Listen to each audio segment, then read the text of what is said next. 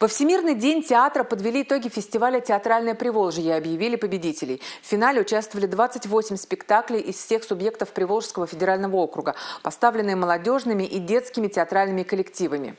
Чувашская республика на окружном этапе представила 2 постановки. В номинации «Лучший молодежный спектакль» наши ребята из студенческого экспериментального театра пластики «Кафедра» со спектаклем «Маяк» заняли 2-е место.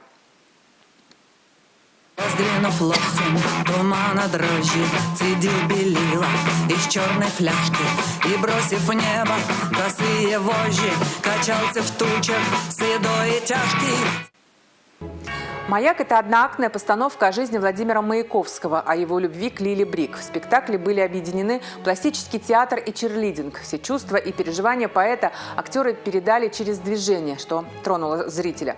Не зря Вячеслава Краснова и Максима Васильева, которые сыграли Владимира Маяковского, признали лучшими актерами.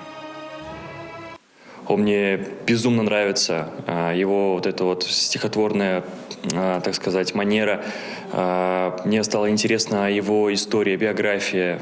Я это все прочитал, изучил и действительно проникся этим персонажем, и потому я и вложился, наверное, в эту роль полностью эмоционально. Я читал его стихи, пытался понять его чувства, его эмоции, переживания, которые могли быть во время написания этих самых стихотворений. Режиссеры мне говорили, как нужно играть, где он что испытывает, где нужно что-то поддать, наоборот, эмоциями, где-то, наоборот, поспокойнее это сыграть.